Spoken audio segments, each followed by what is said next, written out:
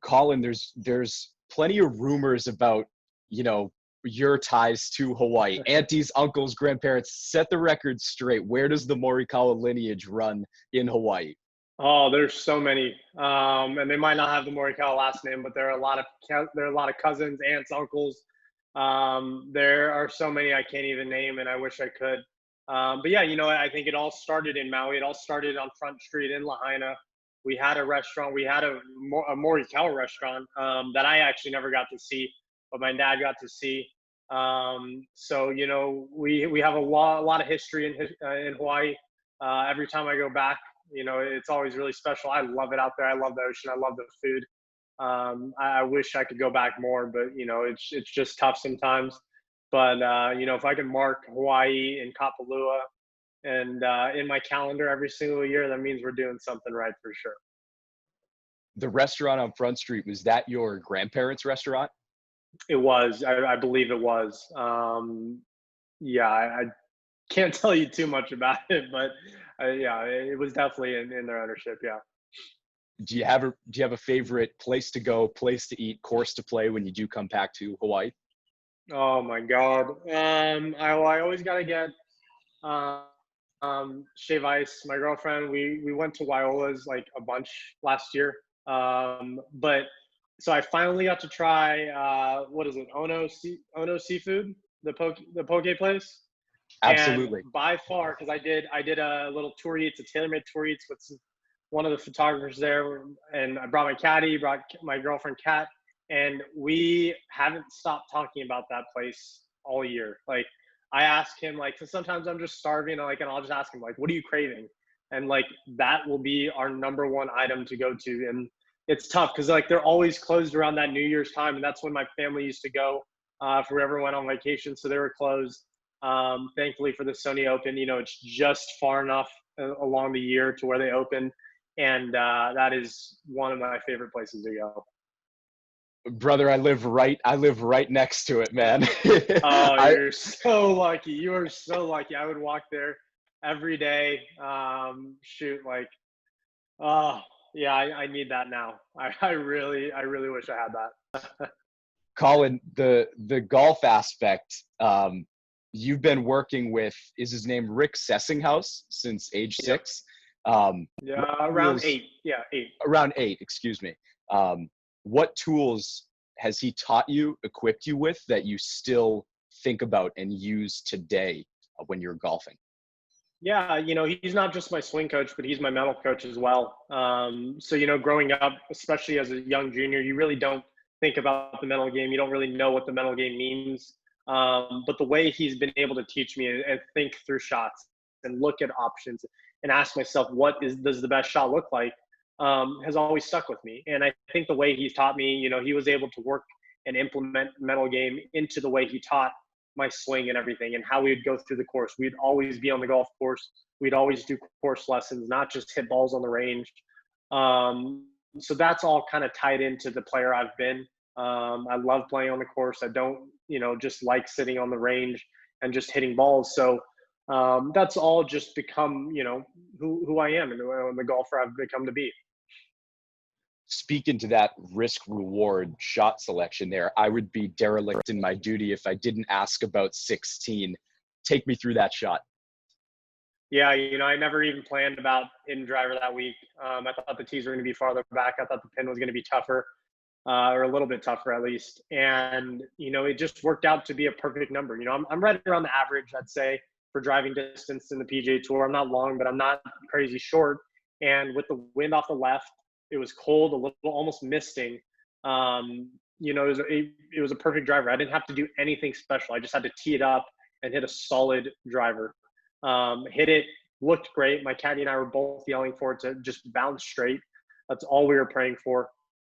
We got the bounce, and from there we just knew it was on the green. We heard a couple claps, so we just had to take advantage of that. Really, a couple claps, you said. What's it like golfing without the fans right now with the situation we're in? Yeah, it's very different. I think we all had to adjust. Now I've been in 2 playoffs so far throughout this, since the return to golf. And, I think we miss the fans. They bring so much energy. They bring life We love hearing their reactions. They love seeing our shots. It works vice versa. It works both ways for us. And, who knows what fans would have been like if they were on 14, if I chipped in, what the tee shot on 16 would have been like. But I think for all of us, the final round could have been very different if we had fans.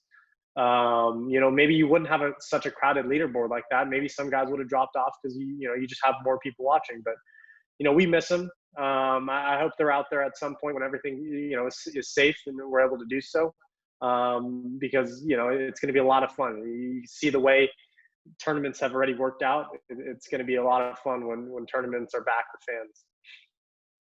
Going back to the mental side of things, what was some adversity you've encountered coming up through the lower levels of golf, and how did you get through that? Yeah, I think, when you look at all the bad rounds that you might have played, or you don't see the results that you feel like, you should be having, because you've been practicing so hard, you feel like this is the key. It's obviously tough, but I think mentally you just have to stay sharp, knowing that if I just keep getting better every single day, it'll all come together. Maybe this week wasn't your week, but you never know when you show up to a course if you really like it, or if everyone else thinks it's tough and you think, okay, no, it's perfectly fine, I'm going to come out here and beat everyone. And that's the difference. Every single week is different, but it's like, what do you do and what do you remember and what do you learn from every week to make it as consistent as possible to play well. So I still draw back on memories from junior golf, from amateur golf, from college golf that I can kind of just touch upon and really embrace, and good memories, obviously. The bad ones I've learned from, and you just have to remind yourself sometimes, what not to do. And that's just all part of golf. It's different every single day.